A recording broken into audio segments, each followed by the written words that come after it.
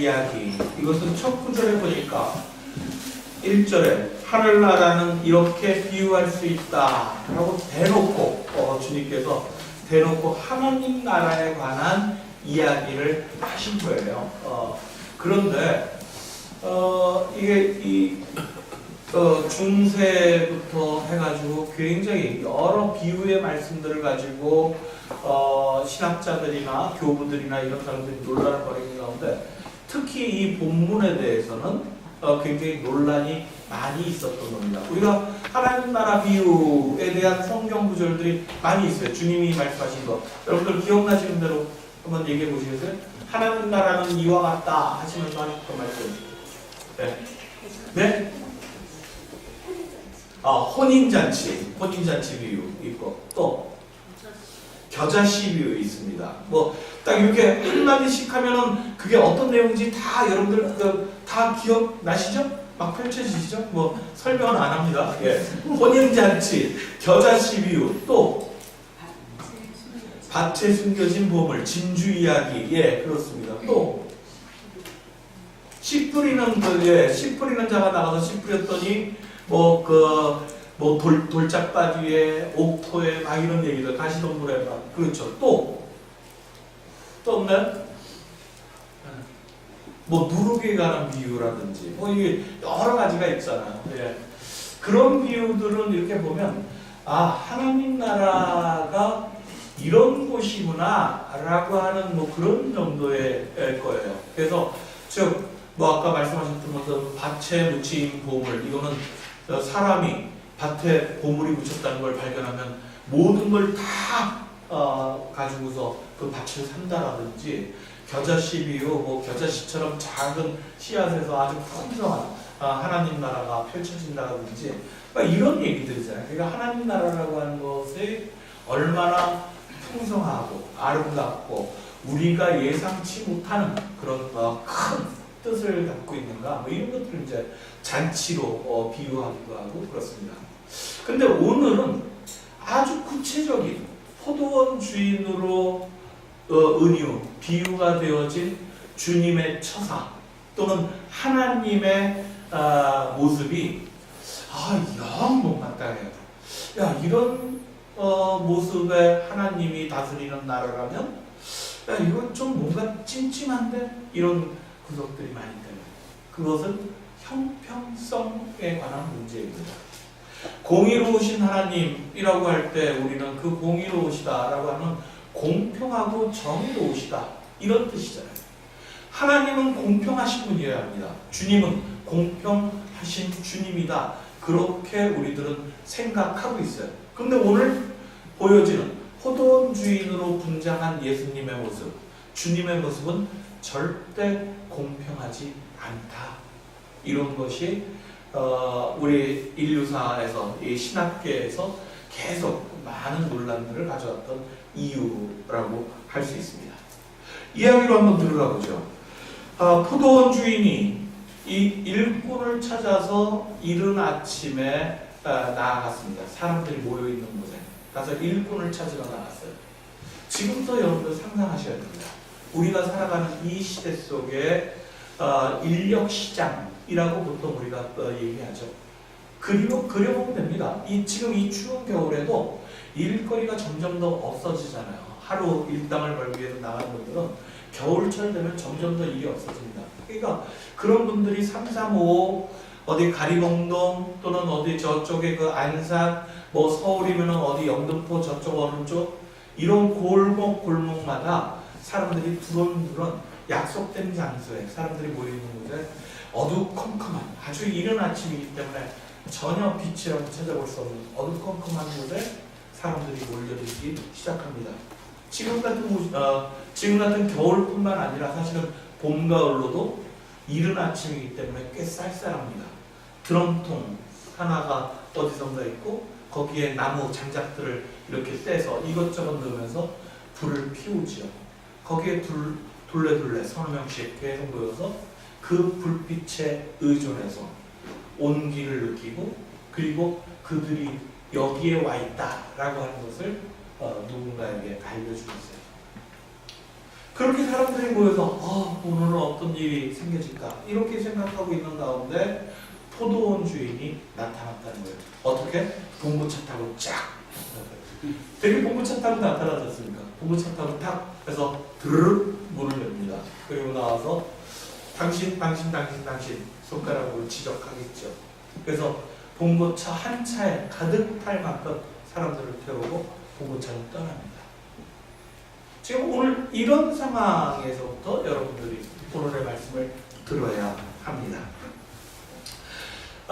처음 이 사람들을 데리고 갈 때 포도원 주인은 한 데나리온씩 약속했다라고 했습니다. 뭐 이제 다 아시는 것처럼 한 데나리온이라고 하는 것은 하루 일당치에 해당되는 거죠. 예전 같으면 뭐 되게 신학자들이 이제 5만 원, 뭐 7만 원 뭐 이런 정도 얘기했지만 요새는 그래도 10만 원을 내외로 이렇게 받아야지 되는 거니까요. 그 생활도 할 수 있는 거고.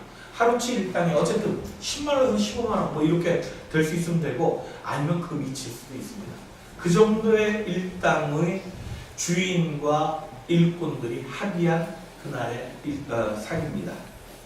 그렇게 해서 주인이 데리고 갔는데요. 여러분들 혹시 이 본문을 오늘 같이 읽으면서 좀 이상하게 느껴지는 것을 발견 못하셨나요? 주인이 이른 아침에 다녀갔는데 아침 9시에 다시 또 왔답니다. 그리고 9시에 와서 또 한 차례 봉고차에 가득 사람을 태우고 가서 일하시오 라고 얘기했는데 그럼 끝나지 않았어요. 12시에 또 왔습니다. 12시에 와서 그때도 자리에서 남아있는 사람들에게 봉고차 한 차 태우고 그리고 또 갔습니다. 거기서 끝난 게 아닙니다. 오후가 되어졌는데 3시가 되니까 또 왔답니다. 5시에 또 왔어요. 일을 마감해야 되는 사실은 지금도 이렇게 노동하시는 분들이 뭐 밖에서 이런 공사하고 막 이런 분들이 5시 되면 모든 일을 다 마칩니다. 해가 떨어지면 일하면 안 되는 거예요. 굉장히 그 이후에 수당이 훨씬 더 많이 있기 때문에. 그러니까 해가 떨어지고 모든 일들을 마감해야 되는 시간에 그 시간에도 나가서 또 데리고 왔어요. 일이 점점 많아졌던 걸까요? 하다 보니까 사람이 부족해서 일꾼을 충원하기 위해서 나갔습니까? 여러분들 이 부분에서부터 우리는 포도원 주인의 마음을 헤아릴 수 있어야 합니다. 그래야 그 다음번에 정작 문제가 되어졌던 공평함에 대한 이야기를 우리가 들어갈 수 있다라고 하네요. 뭐 때문에 나갔을까요? 알고 있는 거죠. 포도원 주인은 자신이 그렇게 일꾼들을 데리고 가고 또 다른 포도원 주인들이 가서 사람들을 데리고 가지만 그래도 여전히 거기에 일자리를 찾지 못한 사람들이 많이 남아있을 것이다. 그것을 알고 있는 주인입니다. 여러분들 사실은 아침 노동시장은 한순간에 형성되었다가 짧은 시간에 그 고용관계가 끝나면 하루 일과가 결정되어진 겁니다. 적어도 포도원 주인의 입장에선 그렇습니다. 일을 시키는 사람 입장에서는 자신에게 필요한 만큼의 일뿐만 아침 그 나절에 단 한 번의 순간에 결정되어지고 나면 더 이상 상관치 않아도 아무 법적인 또는 도덕 윤리적인 이런 책임을 물을 수가 없어요. 자신의 할 일을 다 한 사람입니다. 그런데도 그는 아침 9시에 또 12시에 3시에 심지어 5시 일을 마무리해야 될 때도 그 자리에 나갔다. 왜? 그때까지도 일자리를 구하지 못하고 하루 일당을 벌지 못하면 그날 저녁은 쫄쫄이 굶으면서 그 허기진매를 움켜잡고 또 내일 아침을 기다려야 되는 그런 사람들이 있다는 것을 알고 있는 거예요. 어떤 사람들이었을까요? 9시에도 자신이 선택받지 못해서 그저 그 자리에 있을 수밖에 없는 사람. 또 12시에도 봉고차가 한 대 왔다가 그저 선택받지 못해서 봉고차가 떠나갈 때 그의 심정은 어땠을까? 에이, 오늘은 누군가 날 데리고 와서 일자리 찾기는 틀렸구나. 이런 생각 들지 않았겠어요? 그러고 보면 그 사람들도 참 이상합니다. 평상시 보면 이른 아침이거나 9시 정도 두 번의 선택에서 선택받지 못하면 자신에게 더 이상 일자리가 없을 텐데 라고 하는 걸 이들도 다 아는 사람들일 거잖아요. 그런데 왜 미련하게 12시까지 그 자리에 있었을까요? 돌아갈 수 없는 처지이기 때문입니다. 혹시나 그래 나중에 오후에라도 반나절이라도 할 수 있는 일자리가 갑자기 생겨질 줄은 몰라. 그런 희망을 붙잡고 그 자리에 있는 사람인데요. 그런 미련한 사람들이 3시도 5시 모든 일자리가 끝나는 시간까지도 차마 그 자리를 떠나지 못하는 그런 절절한 생활을 살아갈 수밖에 없는 사람들이 그 자리에 있었다라는 겁니다. 우리 시대하고 별반 다르지 않은 것 같아요. 지금 너무나도 적절하게 우리가 한국 사회 속에 고용이 안 되어지고 일자리가 없어서 노년 세대뿐만 아니라 청년 세대들까지 모두가 다 이 일자리에 자기 목을 내어놓고 그리고 정말 한 가닥의 끈이라도 붙잡고 싶어하는 절박한 심정으로 그런 자리에 찾아 나가 있는 그 모든 사람들의 심정이 바로 이날 포도원 주인과 일꾼들의 만남 속에 그대로 오롯이 담겨져 있다는 겁니다. 교회 여러분, 이런 포도원 주인의 마음을 이해하지 않고는 그 이후 벌어지는 오늘 본문의 핵심 내용이었던 불공평한 처사에 대해서 우리는 제대로 이해할 수가 없다라는 거예요. 접어두고 본문으로 들어가 봅니다. 드디어 포도밭의 모든 수확하는 일들이었을 겁니다. 이 포도밭에서의 일들, 노동이 끝났습니다. 오늘 고용한 노동자들에게 일당을 지급하는 일만 남았어요. 그런데 하필이면 마지막에 온 사람부터 이게 품삯을 지급한다라고 하는 주인의 이 한마디가 결국 사단을 냈습니다. 그런데 그것도 이해할 것 같아요. 네. 마지막에 왔었던 사람은 사실은 육체적으로는 고된 노동을 안 했어도 그 마음은 얼마나 조바심 때문에 그 일이 찢기고 상처받으면서 그렇게 애가 탔을까. 그 마음을 조금이라도 빨리 남들보다 먼저 품삯을 지급해 줌으로써 달래주고 싶었던 게 아닐까 이런 생각을 해보게 됩니다. 어쨌든 맨 마지막에 5시에 불러온 일꾼들에게 주인이 한 데나리온을 줬습니다. 성경에 보니까 약속한 말은 없습니다. 얼마라고 했는지 마지막 데리고 온 사람에게. 그런데 뜻하지 않게 한 데나리온 하루치에 해당되는 품삯을 줬어요. 이 사람이 어떤 마음이었을까? 그냥 굉장히 놀라고 뜻밖의 횡재한 그런 감사한 마음이 가득했겠죠. 5시에 왔으니 에이 10만 원은 보다하고 한 2만 원 정도 받으면 그러면 너무 좋겠다 이런 생각하지 않았을까요? 1시간 우리가 1시간 최저임금 1만 원 이런 것을 이야기하는 시대니까 10,000원을 줘도 할 말 없겠지만 그래도 10,000원은 좀 고사하고 야 저렇게 나를 데리고 온 주인이니까 2만 원 정도 아니 어쩌면 3만 원 줄지도 몰라 이런 생각하고 있던 사람에게 덜컥 10만 원이 주어졌다는 거예요. 나머지 8만 원 정도 또는 7만 원 정도의 이 돈은 횡재한 듯한 기분이었을 겁니다. 야 내가 노동하는 것에 비해서 정말 더 많은 것들로 채워주신 이 주인이 너무나 감사했을 겁니다. 그러면 이 장면을 보면서 그 앞에 먼저 불려왔던 사람들은 어땠을까요? 3시에 온 사람도 나름 기대하겠죠? 저 사람이 2만 원이야? 그럼 나는 적어도 3, 4만 원 이렇게 생각했겠죠? 12시에 온 사람은 적어도 나는 7만 원 이 정도 받을 거야 이런 생각했을 겁니다. 그렇게 정상적으로 받아야 되는데 나는 10만 원 이상 더 이렇게 받겠지 이렇게 생각했을 겁니다. 그런데 첫 번째 불려왔던 사람에게마저도 주인이 품삯을 지급하는데 얼마? 한 데나리온 10만 원 지급했습니다. 그러니 잔뜩 부풀러 기대를 가지고 손을 내밀어서 품삯을 받았던 사람, 봉투를 열어서 착 하고 배춧잎을 세봤는데 10장 그렇게 되지 않는 것을 확인할 때 그의 낯빛, 그의 심정 충분히 이해가 되어지죠. 아니 5시에 온 사람이 10만 원이면 지금 이른 아침부터 왔었던 자신은 20만 원을 받아도 무방한 거죠. 더 이상 줘도 괜찮겠다 생각했던 건데 20만 원은 고사하고 10만 원은 고사하고 똑같이 10만 원이라니. 오늘 본문에 나오는 그들은 투덜대며 라고 표현되어져 있지만 아주 이들은 험악한 표정으로 주인에게 항의했을 겁니다. 아니 어떻게 온종일 일하는 나와 지금 막 일 다 끝났을 때 와가지고 그저 삽 한 번 뜬 저놈과 똑같이 한 데나리온을 줄 수 있어 라고 얘기했을 겁니다. 여러분들 어떠신가요?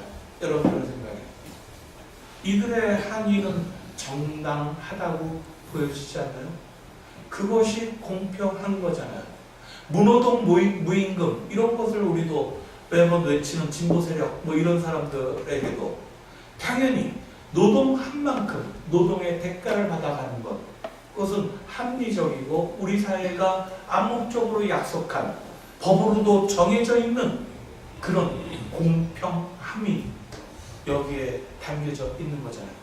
주인의 처사는 영 공평하지 않습니다. 비록 성경이 말씀하는 것처럼 내가 너희들하고 한 데나리온으로 계약하지 않았냐, 나머지 사람들은 내가 얼마라고 계약했든 말았든 그건 내 맘대로 주인이 내가 주는 건데 너는 나하고 계약한 대로만 받으면 되지 웬 소리가 많아, 이렇게 변명할지라도 주인의 처사는 여전히 야박하다, 그렇게 볼 수 있습니다. 이건 공평하지 않아. 이것이 주님의 처분에 대한 우리들의 목소리인지는 모릅니다. 어쩌면 지금 우리가 지금 이 자리에 다 같이 앉아 있지만 여러분들도 이건 공평하지 않아 라고 하는 주님에 대한 항의, 이것을 우리는 시시때때로 하고 있는지도 몰라요.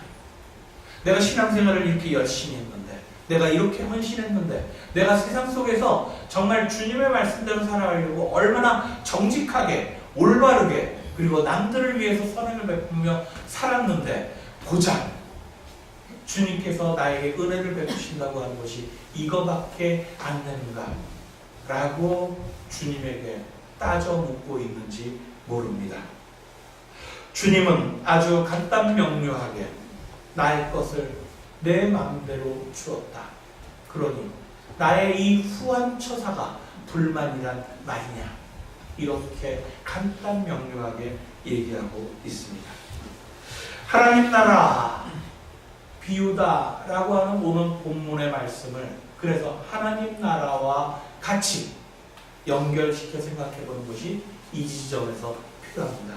아, 하나님 나라는 그렇다면 우리가 생각하는 이 시대가 서로 약속하고 법으로 정해놓은 공평함이라고 하는 것하고는 다른 것이구나. 우리 생각대로 하면 하나님 나라는 공평하지 않아요. 불공평한 그런 세상, 이게 하나님의 나라구나. 이렇게 우리는 알아들을 수 있어야 돼요. 왜? 하나님 나라는 그 셈법이 우리들의 셈법과 전혀 다르기 때문입니다. 하나님 나라는 그 사람이 필요로 하는 것을 지급해 주는 것, 이것이 하나님께서 말씀하시는 공평함이다 라고 하는 겁니다. 우리가 사는 세상은 기본적으로 경쟁이라고 하는 것이 기본 체계이겠죠. 제가 뭐 여기 앉아 있습니다만 이번에 수험생 아들 입시 과정 이런 것들을 지켜보면서 야, 이게 예전에 학교 다니길 참 잘했다 이런 생각이 또 한편에선 들기도 하더라고요. 한 문제 차이로 자기의 등급이 달라집니다. 등급이 달라지면 희망하는 학교가 달라지고, 누구는 그 한 문제 때문에 합격하게 되어지고, 작은 차이로 어떤 이는 탈락하게 되어집니다. 합격과 불합격의 차이가 정말 한 문제 라고 하는 것으로 그렇게 갈려져서 그 이후의 삶이 어떻게 그 조그맣게 벌어진 틈이 크게 격차를 벌리는지 그것은 우리가 예상할 수 없을 정도입니다. 그러다 보니까 당사자들은 여기에서의 합격과 불합격이 이 인생에 있어서의 합격과 불합격으로 바로 일치시켜버리는 경우들이 왕왕 있는 거죠. 이곳에서의 탈락이 자기 인생이 탈락한 것처럼 그렇게 여기지는 않을까 참 두려운 일입니다. 끊임없이 비교하고 더욱 성과를 내라고 자극하는 사회. 그 속에서 자라난 사람들은 누가 이제 더 이상 억압적으로 그 얘기를 가르치지 않아도 스스로가 자기 검열을 하고 스스로 남들과 자기를 비교하면서 끊임없이 경쟁 속에 자기를 몰아넣는 것. 그것이 지금 이 현대사회를 살아가는 우리들이잖아요. 그러다 보니까 그런 경쟁 속에서 벌어지는 차이, 자신들이 가져가는 것에 엄청난 격차를 너무나도 당연하게 받아들이는 게 우리 시대입니다. 저는 프로스포츠 선수들, 야구가 됐든 배구가 됐든 축구가 됐든 그런 프로스포츠 선수들 또는 뭐 저 외국으로 나가 있는 그런 스포츠 스타들이 갖는 어마어마한 그런 천문학적 액수들 이런 거에 기본적으로 반감이 있습니다. 이해할 수가 없습니다.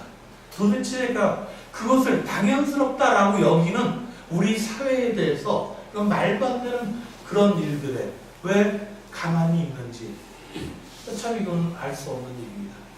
사실은 그렇죠. 자본주의적 논리로 보면 그 스포츠 스타 한 사람이 갖고 있는 이 이름값으로 그들은 광고를 하고 그 광고 기업주들로부터 더 많은 돈을 벌어들이고 그것을 SNS나 모든 매체들에서 벌어들이는 돈. 그렇기 때문에 한 사람이 벌어들이는 돈이 1,000억이 넘어도 그래도 상관없는 것처럼 그렇게 이야기해요. 이게 타당한 걸까? 그래서 모든 부모들은 우리 모두는 그런 스포츠 스타나 그런 연예계에서 떠오르는 그런 스타가 되어지기를 누구나가 다 꿈꾸며 그 허망한 희망 속에서 살아가기도 합니다. 그런데 아시죠? 누구는 그렇게 몇백억, 몇천억을 아무것도 아닌 것처럼 그렇게 당연스럽게 받아가는데 수많은, 아니 어쩌면 더 많은 땀과 수고를 흘리는 그런 수많은 스포츠인들은 사실은 월 50도 안 되어지는 또는 보수를 받지도 못하면서 그렇게 수많은 사람들이 그 밑에 깔려있어요. 영화계 주연 배우가 몇억씩 그렇게 받아갈 때 조명기구를 들고 그들을 찍으러 다니는 스태프들은 그 박봉 속에서 자기의 인생을 그만 포기하기도 하는 겁니다. 어떻게 이렇게 격차가 벌어지는 시대, 그런 사회의 모습을 그대로 우리는 받아들일 수 있는가? 오늘 주님의 말씀은 이런 세상의 질서와 방식에 대해 정면으로 하나님 나라는 그렇지 않다라고 얘기합니다. 너희들이 공평하다고 얘기하는 이 세상의 질서가 하나님 보시기에 불공평한 것입니다. 너희들이 불공평하다라고 얘기하는 포도원 주인의 처사가 주님께서는 그것이 오히려 공의로우신 그런 하나님의 뜻을 행하는 일이다라고 하는 겁니다. 지평교회 여러분, 우리들은 이 말씀을 이제서야 나중에 놓고 보니까 이 비유는 마치 하나님이 잔치를 벌여 놓으시고 모든 사람들을 다 초대할 때에 길가에 있는 어떤 조건을 가지고 있던 처지에 놓여 있던 모든 사람들을 다 불러서 이 잔치집을 채워라 라고 하셨던 그 잔치의 비유와 닮아있구나 라는 것을 우리는 알 수 있어요. 즉 주님이 우리를 초대하시는 이야기입니다. 주님이 우리를 어떤 모습이든지 다 상관없이 받아주시고 환대해 주시는 그런 이야기다라고 하는 거예요. 한 문제가 아니라 수많은 인생에 있어의 실수와 좌절과 아픔을 겪고 있다 할지라도 그 차이를 당신께서는 아무것도 아니다라고 두 팔 벌려 우리를 안아주시는 그런 하나님의 나라의 가치를 우리에게 말씀해주고 있다라는 겁니다. 김현경, 우리가 잘 아는 종교학자이기도 하죠. 김현경 씨가 사람, 장수, 환대라고 하는 책에서 나오는 한 구절입니다. 타자를 사람으로 인정한다는 것은 그의 가치를 인정하는 것이 아니라 가치에 대한 질문은 가로 안에 묶어놓고 그를 환대하는 것을 말한다. 사람은 가치로서 자신의 존재를 증명하는 사람들이 아닙니다.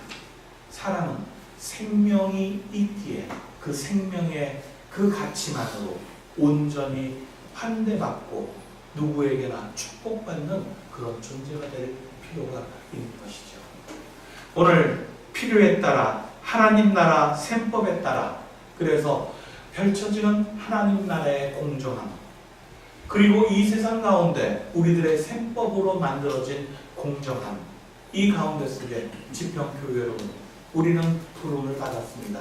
이 세상 가운데 놓여있기 때문에 우리는 세상의 셈법도 지켜야 하겠지요. 그거에 따라 길을 걸어가는 사람들입니다. 하지만 우리의 눈과 우리의 지향점은 하나님 나라의 질서를 이 땅에 펼치기 위한 노력이어야 할 것입니다.